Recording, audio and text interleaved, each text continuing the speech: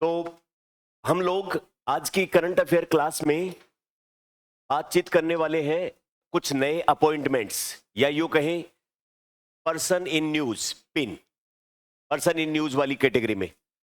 ये जो आज की क्लास है वो अपकमिंग सब इंस्पेक्टर एग्जाम जो है उसके लिए विशेष रूप से उपयोगी है, क्योंकि आरपीएससी के जो एग्जाम होते हैं उनमें से एक टाइप के सवाल वो भी होते हैं जो पिछले 4-6 महीनों में या साल भर में नियुक्तियां हुई है इंपॉर्टेंट पोस्ट पर, भारत में भारत के बाहर पुरस्कार मिले हैं या कोई विशेष किसी व्यक्तित्व ने कोई नया काम किया है, उनकी चर्चा हुई है, तो ऐसे लोगों को कहते हैं पर्सन इन न्यूज या चर्चित व्यक्तित्व। उनके ऊपर सेपरेट सवाल बनता है। तो अपने आरएएस के अलावा जो सब इंस्पेक्टर एग्जाम अभी होने वाला है अप्रैल में, उसके लिए अपने पिछले 6 महीनों में जो महत्वपूर्ण व्यक्तित्व है, इंपॉर्टेंट पर्सनैलिटी जो चर्चा में रहे विभिन्न कारणों से राजस्थान, इंडिया और इंटरनेशनल लेवल तक, उन सब को अपन ने एक साथ कंपाइल किया। सामान्य क्या होता है, अलग अलग बिखरे हुए होते हैं सोर्स और एक साथ में नहीं मिल पाते। अपन ने उन सब को एक साथ में लिया और उनसे संबंधित महत्वपूर्ण तथ्य एक साथ में शामिल कर लिए। उस कड़ी में हम सबसे पहले राजस्थान के चीफ सेक्रेटरी की बात करेंगे, वी श्रीनिवास। राजस्थान के चीफ सेक्रेटरी अभी अपॉइंट हुए हैं। कितनी तारीख को अपॉइंट हुए थे ये? 17 नवंबर 2025 को। कौन से नंबर के चीफ सेक्रेटरी बने हैं राजस्थान के? अच्छा, इसका बेसिक वाला पार्ट अगर आप पॉलिटी में बात करो तो चीफ सेक्रेटरी को अपॉइंट कौन करता है? सीएम के द्वारा, है ना। अच्छा, इसका कार्यकाल कितने टाइम का होता है? फिक्स नहीं होता है ना। ये क्या काम करता है? जो प्रशासनिक मुखिया होता है और जो वो राज्य गवर्नमेंट को चलाने में मदद करता है, विभिन्न प्रकार की इसका एक अलग ऑफिस होता है। तो भारत के 46वें, इनसे पहले कौन से? सुधांशु पंत 45वें। राजस्थान के पहले मुख्य सचिव कौन हुए थे? के राधाकृष्णन। भारत की पहली मुख्य सचिव जो महिला थी वो कौन रही है? राजस्थान की कुशाल सिंह है ना, 2009 के आसपास रही थी ये।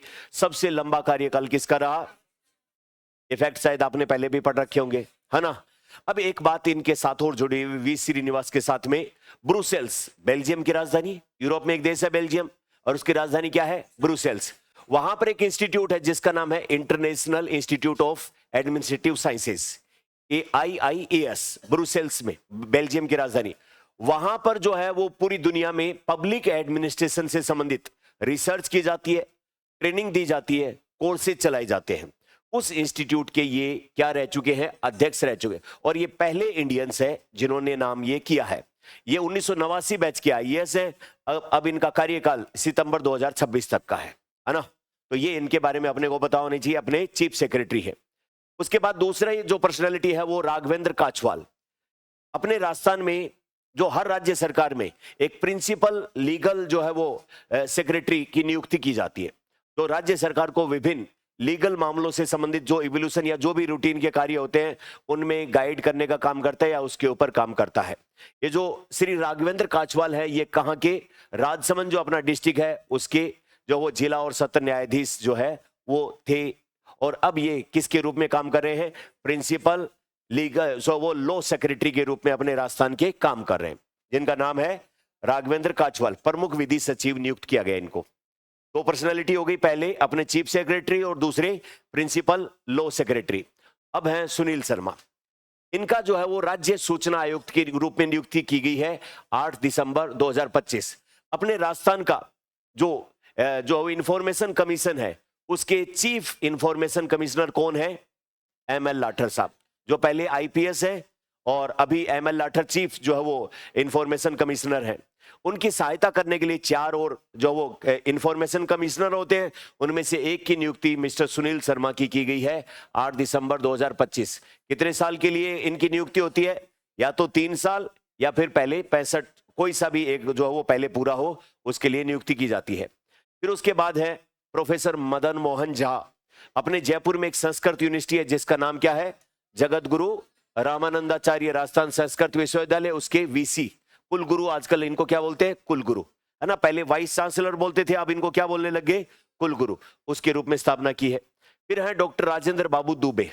अपने स्वामी केशवानंद राजस्थान एग्रीकल्चर यूनिवर्सिटी, कहां पर? बीकानेर, वहां के कुलगुरु या वाइस चांसलर जिसको पहले कहते थे, वो डॉक्टर राजेंद्र बाबू दुबे। एक लड़के हैं जिनका नाम है नरेंद्र प्रताप सिंह। इनको अभी एक स्कॉलरशिप कह दो एक तरीके से, वो मिली है। अपने देश में 30 साल से कम उम्र के जो युवा राइटर हैं, लेखक हैं, उनको प्रोत्साहन करने के लिए, उनको प्रोत्साहित करने के लिए, जो राष्ट्रीय और अंतर्राष्ट्रीय स्तर का अच्छा साहित्य या लिटरेचर लिख पाए, उसके लिए उनको मोटिवेट करने के लिए एक प्रोग्राम चल रहा है जिसका नाम है प्रधानमंत्री युवा लेखक मार्गदर्शन योजना, और उसका तीसरा संस्करण चल रहा है। उस तीसरे संस्करण के तहत नरेंद्र प्रताप सिंह जी को चयन किया गया है संस्कृत के अंदर राइटिंग के लिए, है ना। संस्कृत के लिए एकमात्र व्यक्ति है जिनका चुनाव हुआ है। अपने राजस्थान के हैं, जोधपुर के, इसलिए अपने को इस नाम को याद रखना चाहिए। क्या किया जाता है इसमें? प्रधानमंत्री युवा लेखक मार्गदर्शन योजना में 6 महीने के लिए 50,000 रुपए फेलोशिप दी जाती है, यानी कि 3 लाख रुपए के आसपास सहायता, मोटिवेट किया जाता है। प्लस जो किताब अगर छप गई और वो पब्लिश हो गई, अच्छी कॉपी बिकी, तो उस किताब में से जो भी पैसे आएंगे उसका 10% रॉयल्टी के रूप में उस राइटर को दिया जाता है ना। तो संस्कृत की किताब लिखने वाले कौन है? नरेंद्र प्रताप सिंह। कहां के हैं ये? जोधपुर के। ये क्यों चर्चा में है? क्योंकि अभी हाल ही में प्रधानमंत्री युवा लेखक मार्गदर्शन योजना के तहत इनको संस्कृत विषय के अंदर वो फेलोशिप दी जाएगी। अच्छा, उसके बाद में अगला नाम है रोहित कुमार सिंह। भारत और यूएसए का रणनीतिक रूप से एक जो वो सहयोगी या पार्टनरशिप का फोरम है जिसका नाम है USISPF। उसकी जो ग्लोबल वैल्यू चेन कमेटी है, उसके सलाहकार, जिसके अध्यक्ष और निदेशक मंडल के सलाहकार के रूप में नियुक्ति हुई किसकी? रोहित कुमार सिंह की, है ना। उसके बाद में कृष्ण कुमार गुप्ता। अपने राजस्थान में इनको जो एक तरीके से ब्रांड एम्बेसडर के रूप में प्रमोट किया गया है। किसके लिए? जो वो स्वच्छता के कार्यक्रम के ब्रांड एम्बेसडर के रूप में। इन्होंने डूंगरपुर जो जिला है वहां पर एक ओपन डेफिकेशन, खुले में शौच की समस्या, हर घर टॉयलेट योजना, स्वच्छ भारत अभियान 2014 से चल रहा है, जिसका उद्देश्य क्या है? ग्रामीण क्षेत्र में खुले में शौच की जो वो समस्या, उससे मुक्ति दिलाना। इसलिए हर घर में टॉयलेट बनाने के लिए सरकार के द्वारा जो वो सब्सिडी या सहायता राशि दी गई सबको, है ना। तो ये जो कृष्ण कुमार गुप्ता है, उन्होंने डूंगरपुर मॉडल डेवलप किया और पूरे जिले को खुले में शौच की समस्या से मुक्त शहर बनाने में अपना योगदान दिया। इसलिए राजस्थान सरकार ने तीसरी बार इनको स्वच्छ भारत मिशन के शहरी स्टेट ब्रांड एम्बेसडर के रूप में नियुक्त किया है। गौर से देखिए इस नाम को, नाम रहता है कृष्ण कुमार गुप्ता, ठीक है। फिर है मिस्टर BM शर्मा। ये राजस्थान के पत्रकार हैं और इनकी नियुक्त की गई है प्रेस काउंसिल ऑफ इंडिया। ये क्या चीज है? Press council of India Bharat सरकार के अंडर में काम करने वाली एक समिति या काउंसिल है, जिसमें एक तो होता है चेयरमैन और 28 पत्रकार होते हैं या मीडिया के क्षेत्र के जानकार लोग होते हैं जो मेंबर होते हैं। ये सभी मिलकर भारत के अंदर मीडिया निष्पक्ष रूप से काम कर पाए, बायस नहीं हो, ट्रांसपेरेंट तरीके से काम कर पाए, लोगों के मुद्दे उठा पाए, जनहित के मुद्दे सही तरीके से लोगों के बीच में बिना किसी भेदभाव या बिना किसी राग द्वेष के पहुंचा पाए। उसकी मीडिया की निष्पक्षता, स्वतंत्रता, उससे संबंधित जो भी मामले होते हैं उसकी सुनवाई, उसको सुनिश्चित करने वाली एक कमेटी होती है और उसका नाम है प्रेस काउंसिल ऑफ इंडिया। इस प्रेस काउंसिल ऑफ इंडिया में एक होता है सबसे प्रमुख, जिसको बोलते हैं चेयरपर्सन, और 28 मेंबर होते हैं। उन 28 मेंबर में से एक मेंबर कौन नियुक्त किए गए हैं? राजस्थान के पत्रकार BM शर्मा। कितने साल के लिए? 3 साल के लिए मनोनीत किए गए। आ गई बात समझ में? उसके बाद में सफीना हुसैन, ये बड़ा नाम है। सफीना हुसैन की एक जो है वो NGO है जिसका नाम है एजुकेट गर्ल्स, है ना। ये एजुकेट गर्ल्स अपने NGO के माध्यम से पूरे भारतवर्ष में लगभग 2 मिलियन 20 लाख लड़कियों को एजुकेट कर चुकी है। वो लड़कियां जो स्कूल से ड्रॉप आउट है, विभिन्न कारणों से स्कूल में नहीं जा पा रही हैं, या मुख्य धारा की एजुकेशन से जिनको नसीब नहीं हो पा रहा है, उन लड़कियों को एजुकेट करने का काम करते हैं। सफीना हुसैन को अभी 2026 की वुमेन ऑफ द ईयर कौन सी पत्रिका? टाइम मैगजीन, उसके अंदर जो है इनको स्थान मिला है। और साथ में 2025 में पिछले साल इनको एशिया का नोबेल कहा जाने वाला, फिलीपीन सरकार के द्वारा दिया जाने वाला रमन मैग्सेसे अवार्ड मिल चुका है। एजुकेट गर्ल जो है ये NGO स्टार्ट हुआ 2007 में अपने राजस्थान में पाली और जालोर क्षेत्र से। इनकी एक किताब भी है, ये भी एक अलग से सवाल बनता है। कौन सा नाम है इन सफीना हुसैन की किताब का? नाम every last girl, a journey to educate India's forgotten daughters.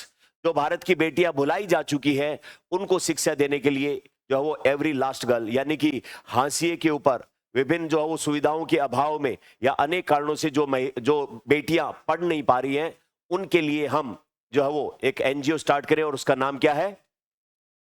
Educate educate girls, ये जो है आगे बात समझे। एक हैवी वेट नाम है, नाम क्या रहता है? सफीना हुसैन, बड़ा नाम है, इसको याद रखना अपने को अच्छे से। फिर उसके बाद मनस्वी अग्रवाल। मनस्वी अग्रवाल जो है वो उदयपुर की है और अंटार्कटिका अपना महाद्वीप है नीचे, और उसमें एक सबसे ऊंची चोटी है, क्या नाम रहता है? Vinson Massif. उस सबसे ऊंची चोटी के ऊपर तिरंगा फहराने वाली पहली राजस्थान की महिला बन गई है। नाम क्या है? मनस्वी अग्रवाल। कहां की है ये? Very good. आकांक्षा शर्मा कोटा की रहने वाली है और इन्होंने 30 जनवरी 2026 को अफ्रीका की सबसे ऊंची चोटी का नाम माउंट किलिमंजारो, इससे जो है वो पहले सितंबर 2025 में बैक टू बैक यूरोप की सबसे ऊंची चोटी एल्ब्रुस पर्वत, उसके ऊपर भी चढ़ाई कर चुकी है। एक अपने सीकर, कंवरपुरा गांव है सीकर में, और उसके एक व्यक्ति है रामदेव सिंह मील। इन्होंने अभी जर्मनी में आयोजित वर्ल्ड ट्रांसप्लांट गेम 2025 में एक तो स्वर्ण पदक, एक रजत पदक और 2 कांस्य पदक जीते हैं। ये इसलिए भी चर्चा में आए कि मोदी जी जो मन की बात करते हैं उसका एपिसोड 22 फरवरी 2026 को जो था उसमें इनका जिक्र किया। अब समझने लायक बात है कि ये वर्ल्ड ट्रांसप्लांट गेम होते क्या है।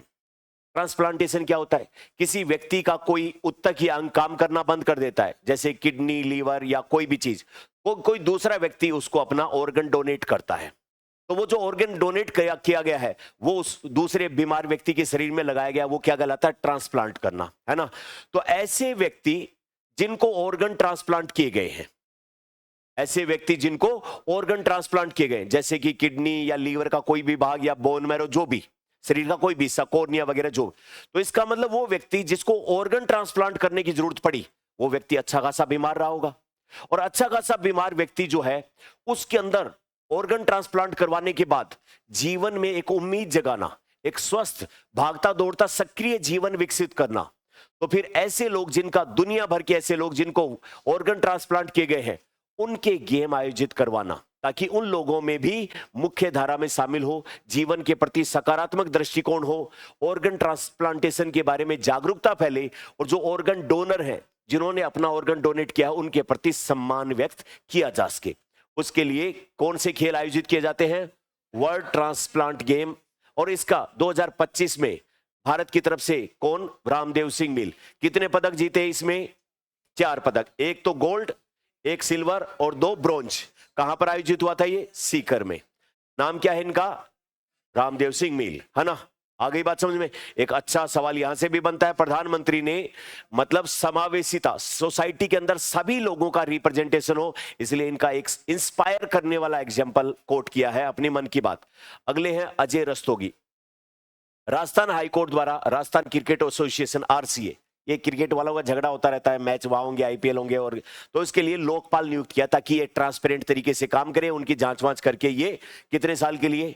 1 साल। तो आरसीए के लोकपाल किसको नियुक्त किया गया है? किसने नियुक्त किया है? राज्य सरकार ने या राजस्थान हाईकोर्ट ने? Very good.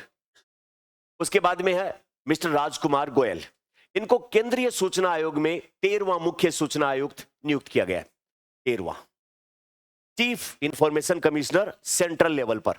इसके अलावा 8 और सूचना आयुक्तों की नियुक्ति की गई है ना। ये याद रहे नहीं रहे, ये नाम याद रहना चाहिए। जो सेंटर में जो अपना इंफॉर्मेशन कमीशन है उसके चीफ इंफॉर्मेशन कमिश्नर कौन है? मुख्य सूचना आयुक्त कौन है? राजकुमार गोयल, उनकी नियुक्ति की गई है। उसके बाद में प्रवीण विशिष्ट, अपने देश में टॉप लेवल, बड़े लेवल पर भ्रष्टाचार, उनके ऊपर निगरानी रखने, उनके ऊपर जांच वांच करने के लिए एक संस्था है, नाम है सीवीसी। एक कॉन्स्टिट्यूशनल बॉडी है, संवैधानिक संस्था है, और उसमें एक होता है चीफ जो है वो विजिलेंस कमिश्नर, और उसकी मदद करने के लिए 2 विजिलेंस कमिश्नर नियुक्त किए जाते हैं।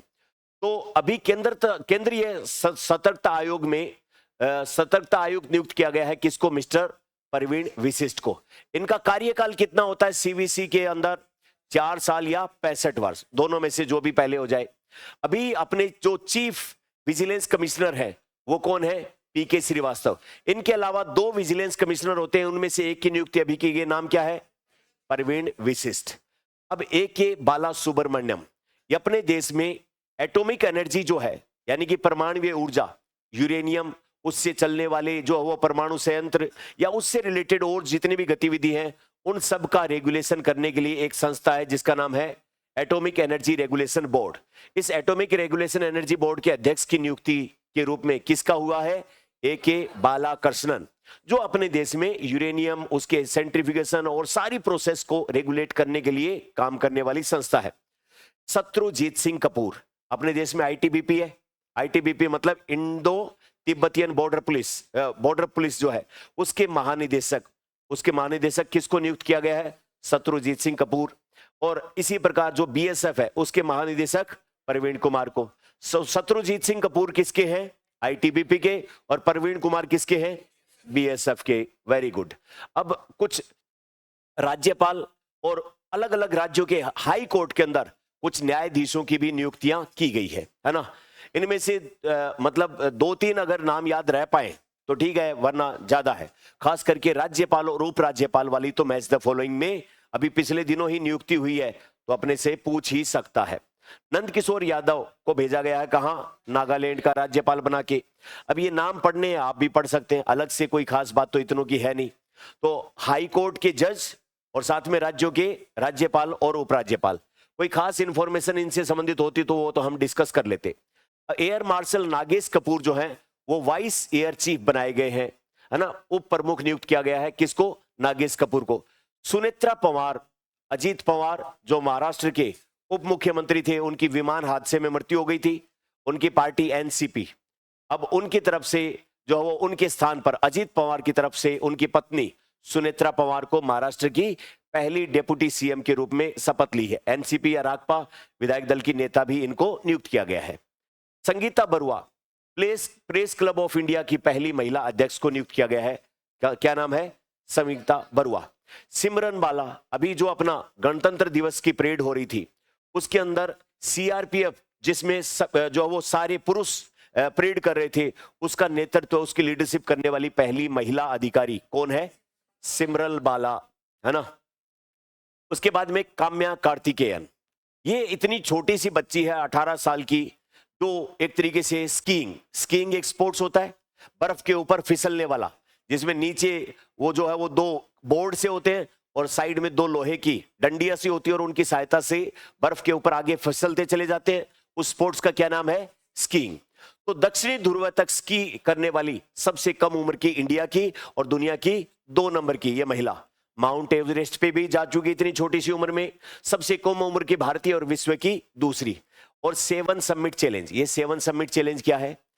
दुनिया के 7 अलग अलग महाद्वीपों की जो सबसे ऊंची चोटियां हैं उनके ऊपर तक पहुंचने का चैलेंज है, जिसका नाम क्या है? 7 समिट चैलेंज। उसके तहत 7 महाद्वीपों की ऊंची चोटियों पर चढ़ाई कर चुकी है। अब बताओ कहां जाएंगी मैडम? सारे काम तो कर चुकी, साउथ पोल के ऊपर ये जा चुकी स्कीइंग करके, माउंट एवरेस्ट पे ये जा चुकी, बाकी सब जगह भी जा चुकी। अब चैन कैसे पड़ेगा? एक बार दोबारा राउंड लेंगे। नाम क्या है इन मैडम का? उम्र 18 साल है, बहुत छोटी सी उम्र है और छोटी सी उम्र में चैन नहीं है, इधर उधर घूमने का सारे दिन लगा रहता है कि उस पहाड़ पे चढ़ जाऊं, उस पहाड़ पे उतर जाऊं, ये चला जाऊं, वो चला जाऊं। क्या नाम है? काम्या कार्तिकेयन। अब एक और है, कबाकियानो, अरुणाचल प्रदेश की है ये भी पर्वतारोही है, इनको भी चैन नहीं है। साउथ अमेरिका की जो सबसे ऊंची चोटी है, नाम क्या है? माउंट एकांकागुआ, उस पर चढ़ चुकी है और ये भी 7 समिट चैलेंज के तहत काम कर रही है। Mount Everest, Mount Kilimanjaro, Mount Elbrus की चढ़ाई भी कर चुकी है ना। तो ये भी, तो 7 समिट चैलेंज क्या है? विश्व के 7 महाद्वीपों की सबसे ऊंची चोटियों पर चढ़ना। और ये दोनों चैलेंज किसकी? काम्या कार्तिकेयन और कबाकियानो। ये काम्या कार्तिकेयन थोड़ी सी और ज्यादा है, साउथ जो है वो पोल के ऊपर जो अंटार्कटिका है, दक्षिणी ध्रुव तक, वहां तक स्कीइंग भी कर चुकी है। और माउंट एवरेस्ट पे सबसे कम उम्र। इनके साथ एक और फैक्टर है, सबसे कम उम्र वाला भी। क्या क्या नाम है? काम्या कार्तिकेयन और उसके बाद कैप्टन हंसजा शर्मा, रुद्र हेलीकॉप्टर उड़ाने वाली पहली भारतीय महिला। अभी जयपुर में अपने जगतपुरा में जो आयोजित किया गया था, उस दौरान आर्मी एविएशन स्क्वाड्रन का नेतृत्व भी इन्होंने किया। ग्रुप कैप्टन शुभ्रांशु शुक्ला, ये कौन है? एक्सियम 4 में जो स्पेस मिशन के रूप में गए थे, वहां पर उन्होंने कुछ एक्सपेरिमेंट किए थे। इनको अभी जो 77th अपना रिपब्लिक डे था, उसमें शांति का सर्वोच्च पुरस्कार अशोक चक्र, उससे नवाजा गया है इनको। क्यों? एक्सियम 4 के तहत ये सफलतापूर्वक गए, वहां पर प्रयोग वगैरह किए और फिर उसके बाद आए। उदय कोटक हैं एक व्यापारी, और इनको गिफ्ट सिटी जो गुजरात में अभी स्थापित की गई है, अंतरराष्ट्रीय स्तर की फाइनेंशियल हब है, उसके अंदर जो है इनको चेयरपर्सन नियुक्त किया गया है। तो गिफ्ट सिटी का चेयरपर्सन किसको नियुक्त किया गया है? उदय कोटक। मुझे सारे सवाल ऐसा लगता है कि ये भी आ सकता है, ये भी आ सकता है, इंपॉर्टेंट ही है सारी बातें, है ना, क्योंकि पर्सनैलिटी वालों में पूछा जाए तो ये सारी चीजें इंपॉर्टेंट है। उसके बाद में पुनीत अग्रवाल, भारत के जो है वो राजदूत है, कहां पर? थाईलैंड, थाईलैंड में है। अच्छा, एक है थान्या नाथन सी, केरल की। ये एक ऐसी जज नियुक्त की गई है जिनको दिखता नहीं है, तो पहली महिला जज है जो अंधी होने, ब्लाइंड होने के बाद भी जज के रूप में नियुक्ति है। अगर पर्सन के रूप में देखा जाए तो इंडिया में दूसरी। पहले कौन है? ब्रह्मानंद शर्मा, राजस्थान के। ये पहले पूर्ण दृष्टिबाधित जज थे और भारत की जो वो दूसरी पूर्णबाधित जज के रूप में नियुक्त हुई है। तो पुरुष के रूप में देखा जाए तो पहले ब्रह्मानंद, व्यक्ति के रूप में देखा जाए तो दूसरी महिला थान्या नाथन सी, और जो वो केरल की पहली पूर्ण महिला के रूप में इनका पहला स्थान आता है। उसके बाद जोहरान ममदानी, बहुत ही फेमस पर्सनालिटी, भारतीय जो मूल के, मीरा नायर और महमूद ममदानी, इनका पुत्र, इनका बेटा न्यूयॉर्क के अंदर मेयर बनाया गया। और डोनाल्ड ट्रंप के साथ इनका सीधा सीधा झगड़ा। डोनाल्ड ट्रंप ने कहा कि मैं बनने नहीं दूं, ये नहीं करने दूं। इसने कहा देखे हुए तुम्हारी जैसे, कैसे नहीं बनने दोगे, चुनाव है, डेमोक्रेसी है, मजाक चल रहा है यहाँ पर। तो ये बन गए हैं और सीधा टकराव रहता है इनका डोनाल्ड ट्रंप के साथ में। बहुत सारे ऐसे मुद्दे उठाते हैं जो रिपब्लिकन वहां की पार्टी को पसंद नहीं लगते, है ना। तो नाम क्या है? जोहरान ममदानी। ये न्यूयॉर्क के मेयर का चुनाव जीतने वाले पहले मुस्लिम और सबसे कम उम्र के व्यक्ति हैं। मेयर का चुनाव जीतने वाले पहले मुस्लिम है और दूसरे सबसे कम। भारतीय मूल के माता पिता, इंडिया के साथ इनका गहरा कनेक्ट है। मीरा नायर जिन्होंने फिल्में बनाई है ना, कुछ कंट्रोवर्शियल फिल्में वगैरह बनाई, तो महमूद ममदानी। उसके बाद है गजाला फिरदौस हाशमी, वर्जीनिया के लेफ्टिनेंट गवर्नर का चुनाव जीतने वाली पहली मुस्लिम महिला और भारतीय मूल की महिला, है ना। वर्जीनिया स्टेट कहां है? यूएसए। अगेन यूएसए की लेफ्टिनेंट गवर्नर का चुनाव जीतने वाली पहली मुस्लिम महिला और भारतीय मूल की है, इसलिए नाम है गजाला फिरदौस हाशमी। अब जोहरान ममदानी तो काफी फेमस नाम था, सभी जानते हैं। एग्जामिनर ये वाला नाम निकाले तो क्या नाम रहता है? गजाला फिरदौस हाशमी। कहां पर? वर्जीनिया। लेफ्टिनेंट गवर्नर के रूप में चुनाव जीतने वाली पहली मुस्लिम और भारतीय मूल की महिला, है ना। उसके बाद में शेख नासिर अल नोवेस, संयुक्त अरब अमीरात, यूएन टूरिज्म की पहली महिला प्रमुख नियुक्त की गई है। न्यायाधीश डॉक्टर एस मुरलीधर, यरूशलेम और इजराइल के कब्जे में फिलिस्तीन वाले इलाके पर यूएन की जो इंडिपेंडेंट, भाई यरूशलेम के पास और इजराइल के कब्जे में जो है वो फिलिस्तीन का इलाका, गाजा स्ट्रिप वाला वो हिस्सा, वहां पर यूएन ने एक अलग से स्वतंत्र इंटरनेशनल कमीशन ऑफ इंक्वायरी कि भाई इजराइल की गलती है या फिर इजराइल ने कुछ कब्जा वब्जा झूठा किया है या लोग ऐसे ही चिल्ला रहे हैं, उसके लिए इंक्वायरी के लिए एक कमेटी जो वो अलग से बनाई है, UN independent international commission of inquiry. उसका चेयरपर्सन नियुक्त किया है किसको? Doctor S Muralidhar, Odisha high court के पूर्व मुख्य न्यायाधीश ये रहे हुए हैं। कीर्ति सुदेश जो है वो यूनिसेफ, जो महिलाओं और बच्चों के लिए काम करने वाली जो संस्था है, उस यूनिसेफ का इंडिया वाले ऑफिस है, उसकी सेलिब्रिटी एडवोकेट नियुक्त किया गया है। जोस एंटोनियो चिली के राष्ट्रपति निर्वाचित किए गए हैं, जोस एंटोनियो। माइकल बेंथोस, ये जर्मनी के अंतरिक्ष में जाने वाली पहली दिव्यांग महिला है। ब्लू ओरिजिन रॉकेट जो है वो एक तरीके से स्पेस टूरिज्म का काम करता है, उसके थ्रू गई है। क्या नाम है? Michaela Benthos. ये फिर French man Lucas Philippe, Interpol के नए। इंटरपोल क्या है? विभिन्न देशों के मध्य जो अपराधी एक देश में अपराध करके दूसरे देश में भाग जाते हैं, तो उनको आपस में प्रत्यार्पण संधि और आपस में कोऑर्डिनेट करना, सूचनाओं का इंफॉर्मेशन करना, एक तरीके से अंतरराष्ट्रीय पुलिस, जिसका नाम क्या है? इंटरपोल। उसके नए जो है वो चेयरपर्सन कौन है? Frenchman Lucas Philippe. Sunita Williams, भारतीय मूल की, नासा की एस्ट्रोनॉट और जो स्पेस में लंबे समय तक रही, मैराथन करने वाली पहली एस्ट्रोनॉट बनी, बस वही अभी रिटायर हो गई थी, पिछले दिनों इंडिया में आके गई है। तो भारतीय मूल की अमेरिकी अंतरिक्ष यात्री 27 साल नासा में रहने के बाद अभी रिटायर हुई है और अंतरिक्ष में मैराथन दौड़ने वाली पहली अंतरिक्ष यात्री अभी इंडिया में आई थी पिछले दिनों। अच्छा, उसके बाद शेख जोआन बिन हमद अल थानी, ये कौन है? एशिया ओलंपिक परिषद के अध्यक्ष निर्वाचित किए गए हैं। डेल्सी रोड्रिग्स, वेनेजुएला के, अच्छा वेनेजुएला के पहले राष्ट्रपति जिसको उठा ले गए थे ट्रम्प, वो कौन थे? Nicolas Maduro. उसकी जगह पर कौन आ गए हैं? डेल्सी रोड्रिग्स, इनको कार्यवाहक के रूप में अभी वहां पर। अच्छा, मामाडी डोम्बैया कौन है? गिनी के राष्ट्र, जिसका देश विषय नाम इनका है ना। अच्छा, उसके बाद योवेरी मुसेवेनी कौन है? युगांडा के राष्ट्रपति। सैया मोहसिन जिंदानी, यमन के राष्ट्रपति। यहां पर खुद वाले याद रखने में दिक्कत आ रही है उसके बाद तारिक रहमान, ये अपने लिए इंपॉर्टेंट है, बगल में अभी बांग्लादेश में चुनाव संपन्न हुए और 11वें प्रधानमंत्री के रूप में तारिक रहमान को निर्वाचित किया। कौन सी पार्टी है तारिक रहमान की? बांग्लादेश नेशनलिस्ट पार्टी बीएनपी, उसमें 2/3 मेजोरिटी से। अच्छा, अब उसके बाद मुझे ये बताओ, नेपाल में भी तो चुनाव हुए थे, वहां पर किसकी नियुक्ति की जाएगी अभी प्रधानमंत्री के रूप में? वालेंसा नाम याद आ रहा है? वो जो युवाओं के आइकन, वहां पर युवाओं ने पुरानी वाली लीडरशिप को दौड़ा दिया था, है ना, उसका भी आएगा अभी। महिला प्रधानमंत्री है जापान की, नाम क्या है? साने ताइकाची। लगातार दूसरी बार इनको चुना गया। अभी थोड़े दिनों पहले डोनाल्ड ट्रंप के साथ यहां यूएस गई हुई थी, और ये कितना खोड़ला आदमी है, उसको वहां बिठा के कह रहा, तुम्हें याद है ना हमने हिरोशिमा नागासाकी पे बम मारे थे, न्यूक्लियर बम, याद है कि भूल गए? यार, एक तो कौन सा भला काम किया था, इतने सारे लोगों को मार दिया। इसको कोई पूछे, शर्म नहीं आती? ऐसी बातें कर रहा है। ये कोई अच्छी बात है कि किसी भी देश पर न्यूक्लियर बम मारना, है ना? तो मेरे को तो मतलब वास्तव में हमदर्दी हुई इनसे कि कितने सभ्य लोग हैं जापानी, है ना? फालतू की बातें कर रहा, अपने घर पे बुला के सबके सामने बिठा के फिर ऐसी बातें करे, है ना? तो क्या नाम है इनका महिला का? साने ताइकाची। जापान की पहली महिला प्रधानमंत्री और दूसरी बार चुनी गई है। दूसरा, ये थाईलैंड में ऐसे ही नाम होते हैं, अनुतिन चानविराकुल थाईलैंड के प्रधानमंत्री, और उसके बाद मिया आमिर मोटली बारबाडोस का प्रधानमंत्री, आंद्रे युगिरो बुल्गारिया के प्रधानमंत्री, और नीदरलैंड के सबसे कम उम्र के प्रधानमंत्री कौन है? रॉब जेटन। वालेंसा नेपाल के अगले प्रधानमंत्री नियुक्त होंगे। पार्टी का नाम क्या है? राष्ट्रीय स्वतंत्र पार्टी। अभी जो खमेनेई साहब जो मारे गए, उनके बेटे, क्या नाम है? अयातुल्ला मोस्तफा खमेनेई, ईरान के नए सुप्रीम लीडर के रूप में स्थापित किए गए हैं। मुफ्ती नूर अहमद नूर, भारत के अफगानिस्तान दूतावास के कार्यवाहक प्रभारी। टीबी वेंकटेश शर्मा, यूएन महासचिव 2026-27 के कार्यकाल के लिए यूएन एडवाइजरी बोर्ड के मेंटर।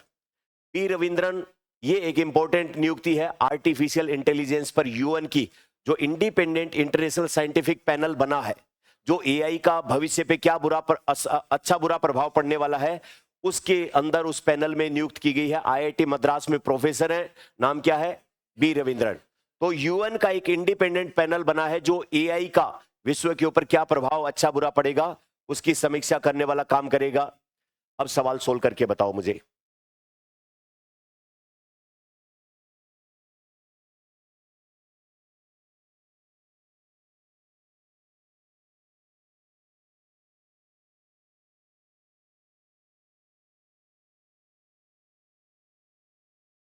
क्या है? उन्होंने 2026 में पदभार ग्रहण किया क्या? चलो अगला सवाल सोल्व करके बताओ।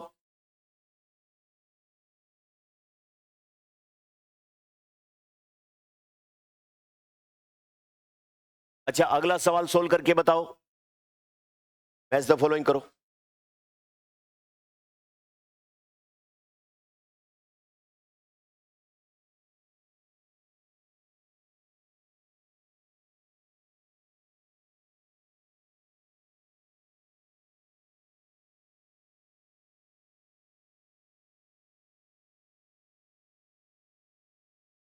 हाँ?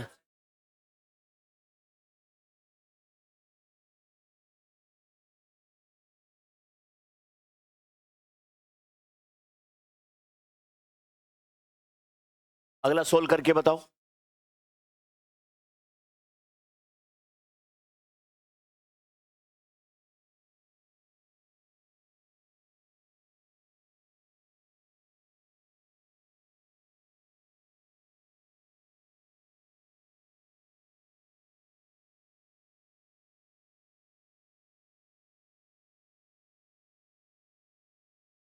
तो ऑनलाइन वाले बच्चे भी सवाल सोल्व करें। तो मेरे हिसाब से सब इंस्पेक्टर एग्जाम में पर्सन इन न्यूज वाले सेक्शन में शायद 1 या 2 सवाल हमें देखने को मिले। अगला जो हम करेंगे इसके बाद प्लेसेज इन न्यूज, या फिर जो इस समय पिछले मिसलेनियस टाइप के सवाल बनते हैं, इस तरीके से जो बिखरी हुई इंफॉर्मेशन है उसको एक साथ समेट के 1-2 बार आप रिवीजन करोगे, कुछ नाम आपको याद रहेंगे, कुछ प्रैक्टिस आप करोगे, तो शायद 2-3 सवाल आप एक्स्ट्रा एग्जाम में सही कर पाओ। तो मिलते हैं कल नए वीडियो के साथ। Thank you very much.